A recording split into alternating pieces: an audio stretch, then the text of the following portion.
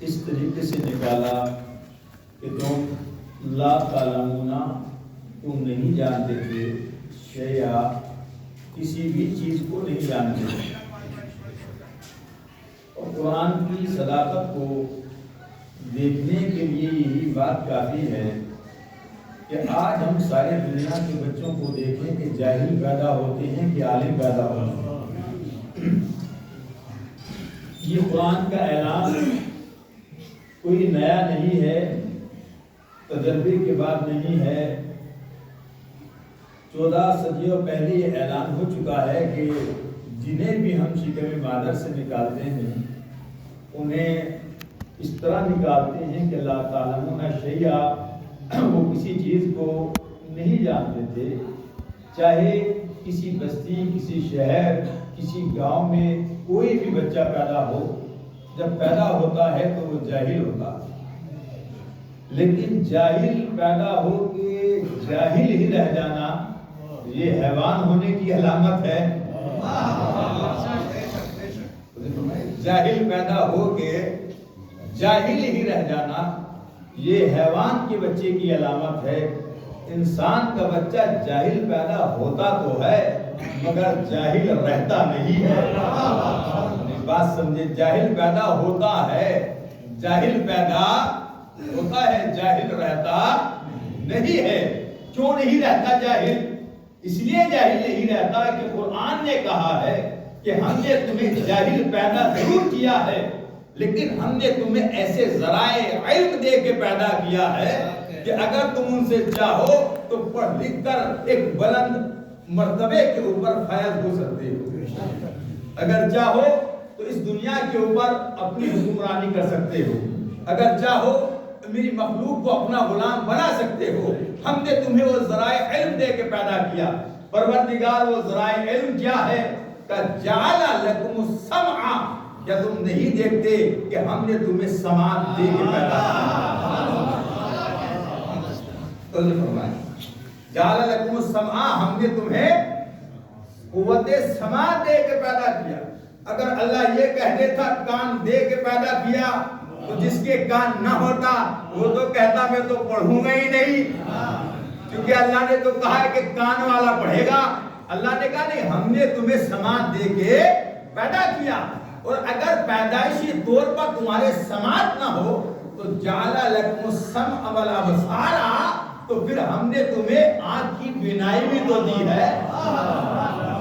ہم تو پیدائشی بہرے ہیں، ہم تو پڑھ ہی نہیں سکتے، ٹھیک ہے آپ پیدائشی بہرے ہیں لیکن جو سن نہیں سکتے، تو کیا ہم نے تمہیں دیکھنے کی طاقت بھی نہیں دی؟ ٹھیک ہے، تو پہلا ذریعہ علم کیا ہے؟ کان۔ جعل لکم السمع، ہم نے تمہیں سماعت دے کے پیدا کی، سننے کی طاقت دے کے پیدا کی۔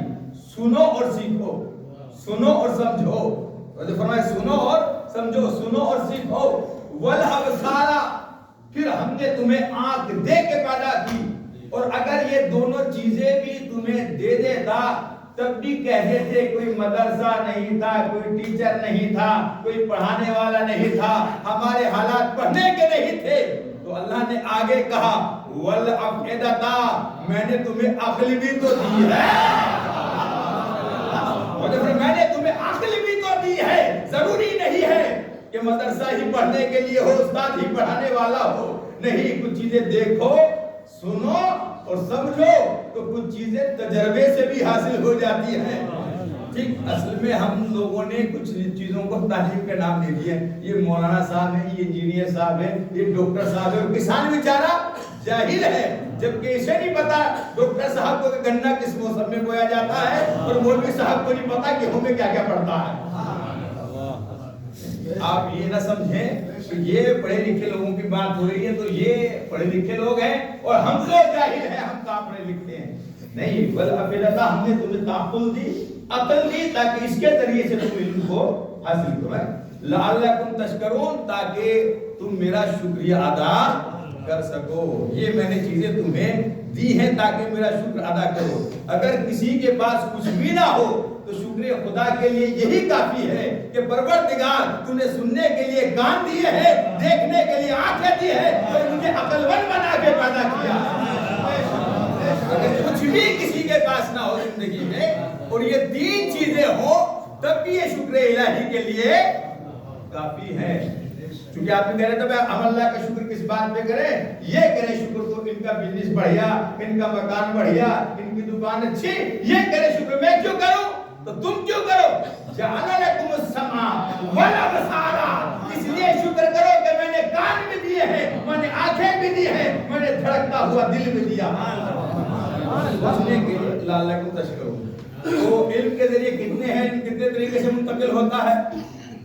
2 طریقے سے. ٹھیک، ایک کانوں کے ذریعے سے اور ایک آنکھوں کے ذریعے سے. 2 طریقے سے علم منتقل ہوتا ہے. اب ایک آپ کے مزاج کی بات کہہ کے آگے بڑھوں. 2 طریقے سے علم منتقل ہوتا ہے. پیغمبر نے بھی غدیر میں 2 کام کیے. ایک چیز کا تعلق کانوں سے تھا، ایک چیز کا تعلق آنکھوں سے تھا.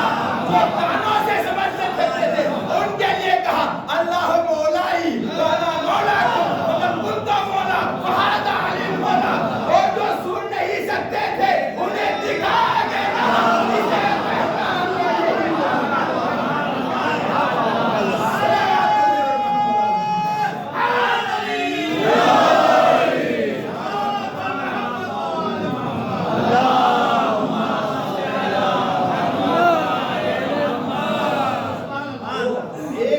بیکار نہیں ہوگا تقریر کا انشاءاللہ. توجہ فرماتے رہیں. صلوات پڑھو.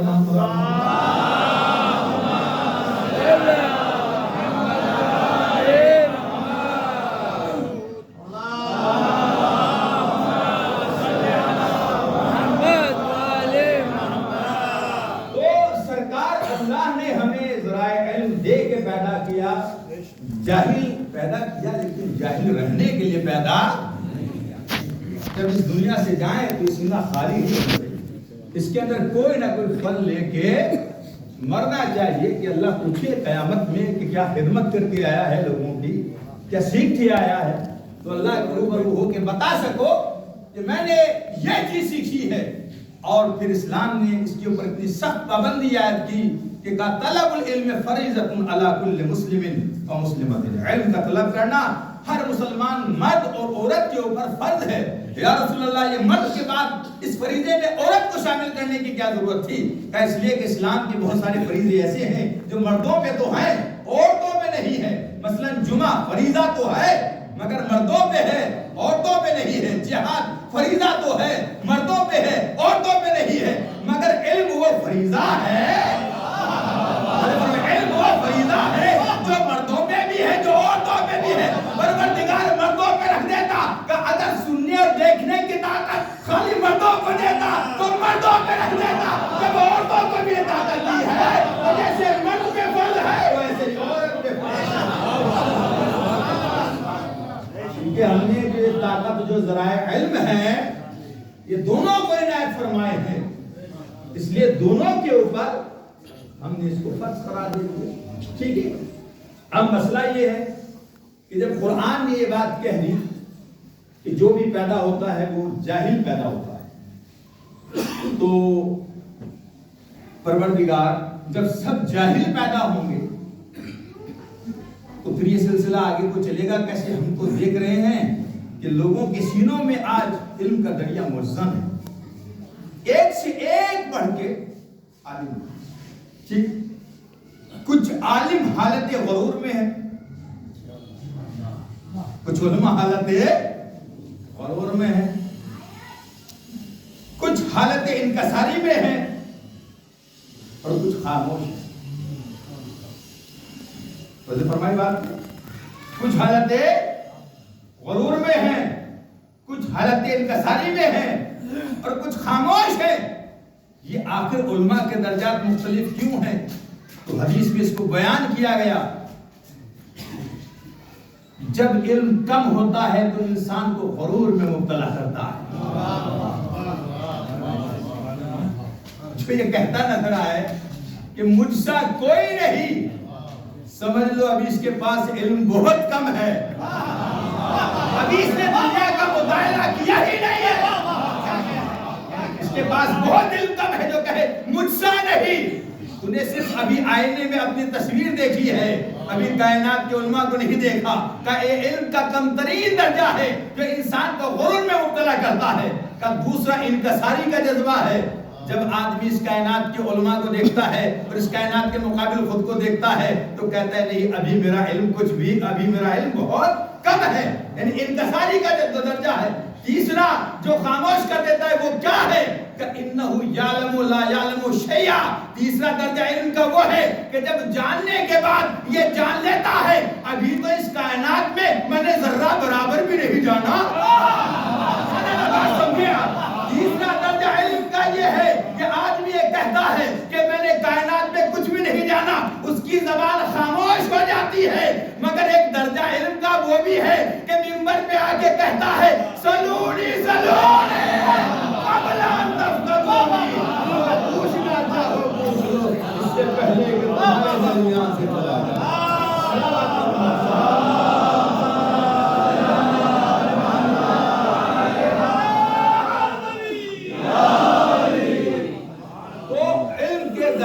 الگ الگ ہیں اور سیکھنا چاہیے. اسی کو اور بڑھا دو تھوڑا سا کبھی ولادت رہ جائے. محمد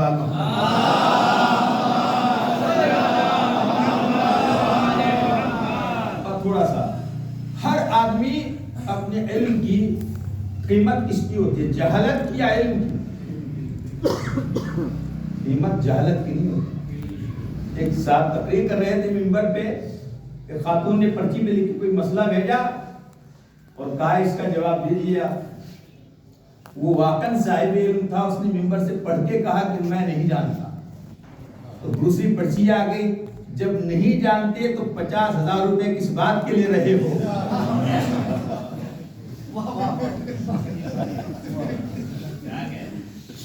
جب نہیں جانتے تو جب 50,000 میں طے ہو کے آئے ہو, یہ کس لیے لے رہے ہو؟ عالم نے اسی پرچی پہ لکھا جتنا جانتا ہوں اس کے ہی لے رہا ہوں. وجہ فرمایا جتنا جانتا ہوں اس کے ہی لے رہا ہوں. اگر میری جہالت کی قیمت دینے پہ آؤ گے تو ساری دنیا بھی میری جہالت کی قیمت کرا نہیں پا سکتی, اتنا بڑا جاہل ہو.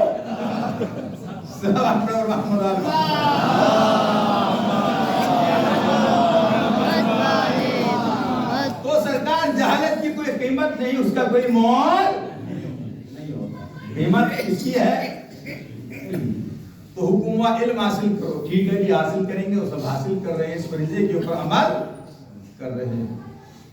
اب مسئلہ یہ ہے کہ جب پروردگار سب جاہل پیدا ہوں گے تو ہمیں پڑھائے گا لکھائے گا کون؟ تو نے ذرائع علم تو دے دیے مگر علم کہاں سے آئے گا؟ تو کہاں سے آئے گا؟ ہم نے تلاش کرنا شروع کیا, سب جاہل پیدا ہو رہے تھے. ہم نے سوچا چلو انبیاء کے پاس چلتے ہیں, شاید نبی پڑھے لکھے پیدا ہوتے ہوں. اب ہم نے تاریخ تلاش کرنا شروع کی اور وہاں میں فرقے کا نظریہ ملا کہ نبی بھی جاہل پیدا ہوتا ہے. میں کہوں ایک فرقے کا نظریہ ملا, میں نے یہ نہیں کہا قرآن کا نظریہ ملا. ایک اگلا سنیں آپ, ایک فرقے کا نظریہ نہیں, نبی بھی جاہل پیدا ہوتا ہے, وہ تو 40 سال تک بھی پڑھے لکھے نہیں. اب ہم پریشان ہو گئے, بھائی کس سے پوچھے, کون بتائے گا؟ لیکن جنہوں نے لکھا ہے کہ نبی جاہل پیدا ہوئے انہوں نے بھی یہ لکھا کہ ایک بچہ دنیا میں ایسا پیدا ہوا. یہ بات تو کہنا چاہتا, انہوں نے بھی یہ لکھا, ان کا قلم مجبور ہوا کہ دنیا میں ایک بچہ ایسا پیدا ہوا کہ جب پیدا ہوا تو اس نے نبی کے دستے پیغمبر پہ آ کے کہا کیا سننا چاہتے ہیں؟ توریت کہیں تو توریت سناؤ, زبور کہیں تو زبور سناؤ, انجیل کہیں تو انجیل سناؤ, قرآن کہیں تو قرآن سناؤ. اب یہاں تک لے آیا, ایک اور صلوات پڑھ دیجئے محمد.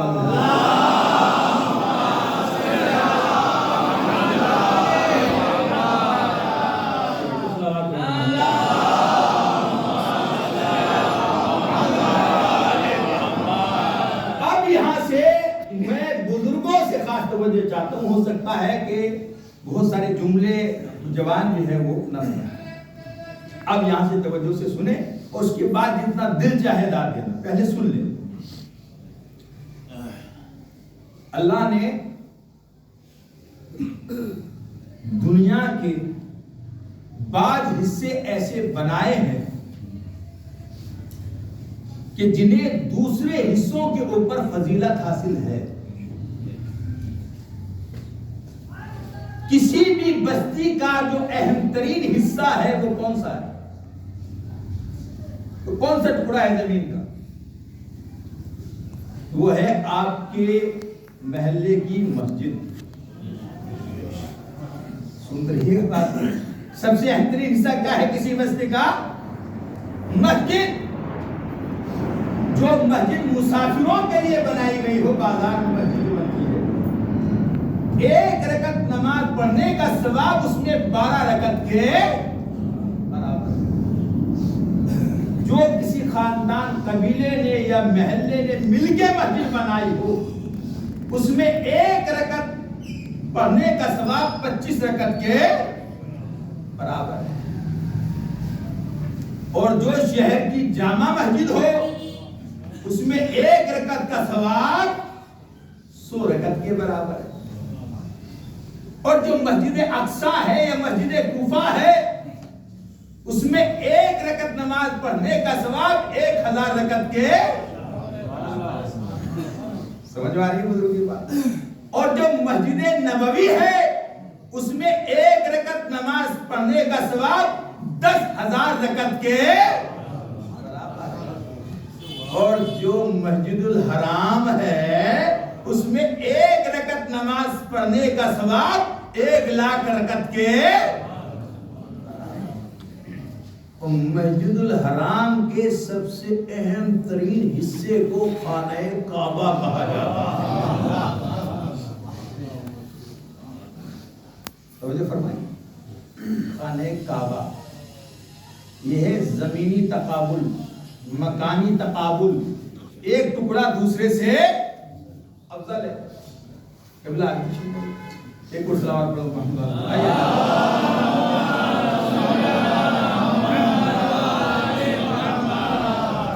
تو یہ ہے مکانی تقابل.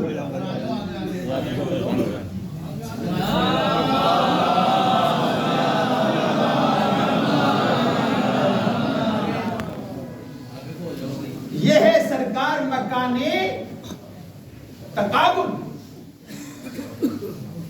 تو مکانی تقابل میں سب سے اہم ترین حصہ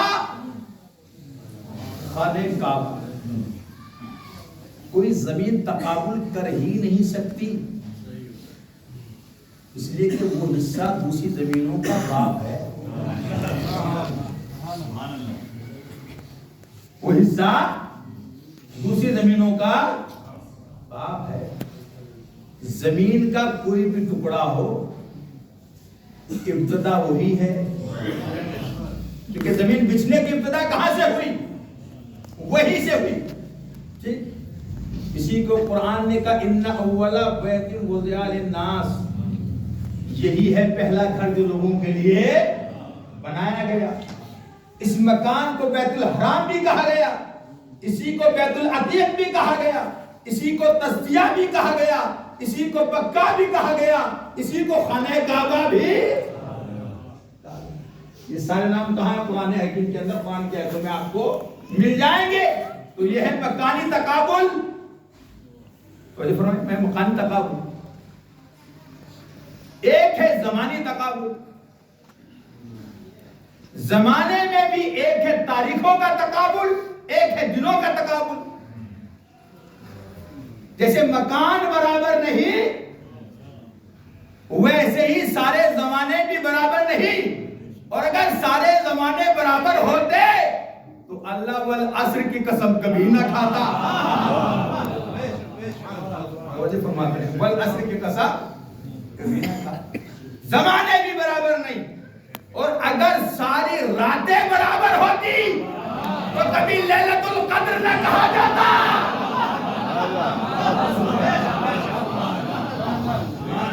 لیلۃ القدر نہ کہا جاتا. یہ تو لیلۃ القدر کے بعد کہا گیا خیر من الف شہر.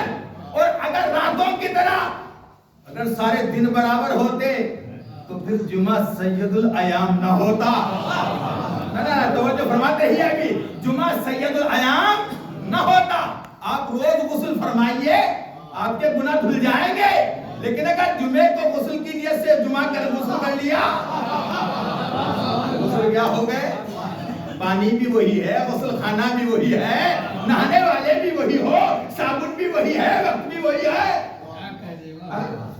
تو زمانے بھی برابر نہیں۔ جمعہ ہے سید الایام، ساری سرکار تاریخیں بھی برابر نہیں، ہر مہینے کی 13 تاریخ کا منظر ہی کچھ اور ہوتا ہے۔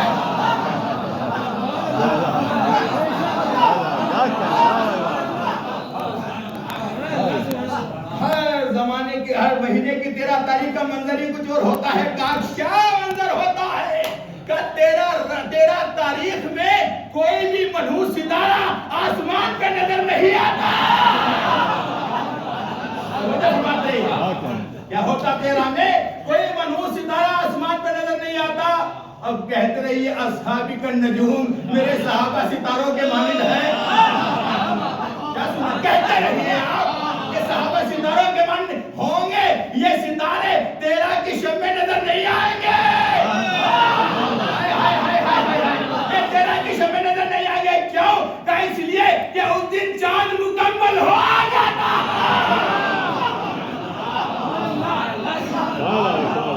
تکمیل کو پہنچ رہا ہوتا ہے۔ اچھا، یہ بھی قدرت کا خوب انتظام ہے، 27 دن نظر آئے گا، 3 دن ہی نظر نہیں آتا۔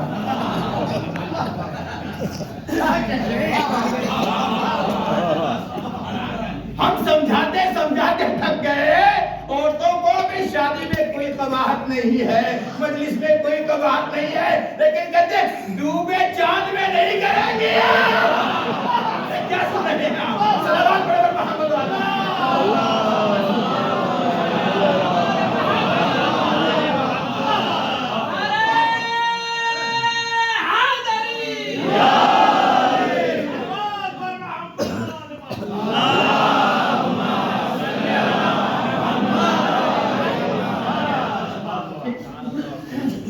اچھا سرکار، مکانی تقابل، دن کا تقابل، رات کا تقابل، تاریخ کا تقابل، سن لیا آپ نے سب کچھ؟ اچھا مجھے بتاؤ 24 گھنٹے میں کون سا وقت اچھا ہے؟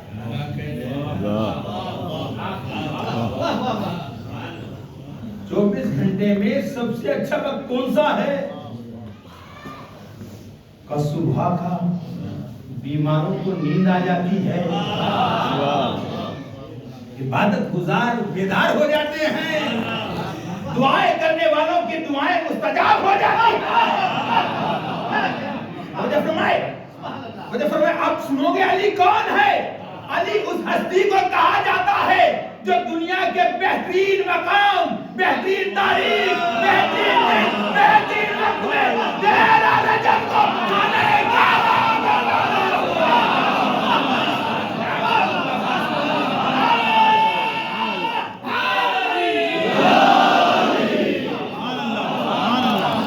صلوات پڑھو محمد و آل محمد۔